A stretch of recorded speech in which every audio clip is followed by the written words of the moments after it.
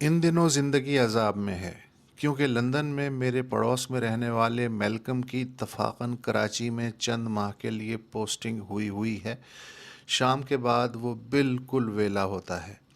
میرا خیال ہے کہ کراچی اب محفوظ ہے، مگر میلکم کے باس نے اسے اتنا ڈرایا ہوا ہے کہ مجھے مجبوراً اسے ہوا خوری کے لیے ہر تیسرے چوتھے دن نکالنا پڑتا ہے، مگر وہ ہوا خوری بھی کار سے اترے بغیر کرتا ہے۔ مجھے معلوم ہے کہ میلکم کا پرابلم کیا ہے۔ وہ سارا انگریزی اخبار چاٹ جاتا ہے اور پھر پگلا جاتا ہے اور ایسے ایسے سوالات کرتا ہے کہ میں چریا جاتا ہوں۔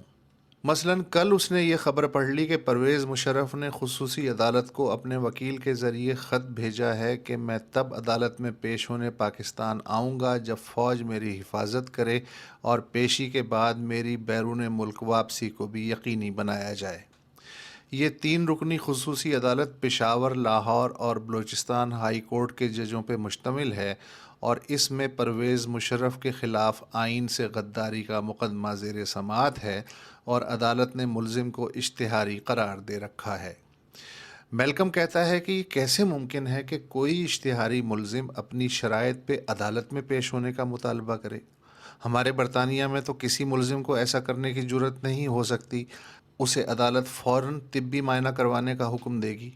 میلکم کو اتنی سامنے کی بات بھی ہمالیہ لگ رہی ہے کہ دنیا کی کسی بھی فوج کا ترجمان اپنے ہی ملک کے وزیر اعظم کے دفتر سے جاری ہونے والے حکم نامے کو کیسے ایک ٹویٹ کی نوک پہ مسترد کر سکتا ہے، اور میڈیا اپنے ہی ملک کے آرمی چیف کی اپنے ہی باس وزیر اعظم سے ملاقات کی ایسے تشہیر کیوں کرتا ہے جیسے دو سربراہان مملکت کی چوٹی ملاقات ہو رہی ہو؟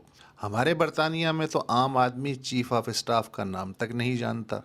اور یہ کیسے ممکن ہے کہ ڈان لیکس کی تحقیقاتی رپورٹ ابھی جاری ہوئی نہیں مگر اس کی بنیاد پہ پرویز رشید، طارق فاطمی اور راؤ تحسین کو باقاعدہ چارج شیٹ کیے بغیر برطرف کر دیا گیا؟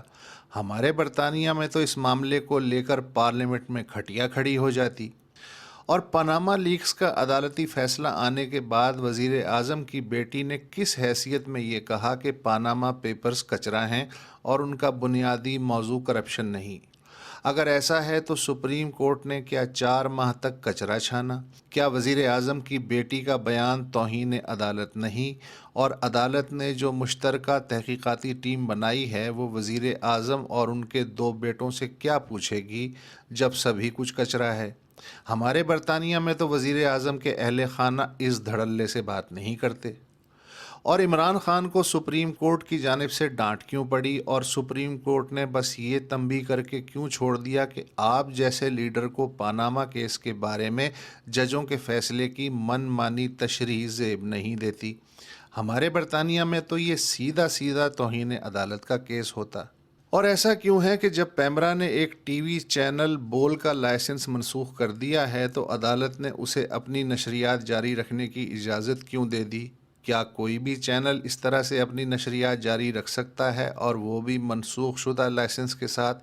ہمارے برطانیہ میں تو ابے تیرا برطانیہ گیا بھاڑ میں، کچھ دنوں کے لیے تو یہاں آیا ہے، جب ہضم نہیں کر سکتا تو اخبار کیوں پڑھتا ہے؟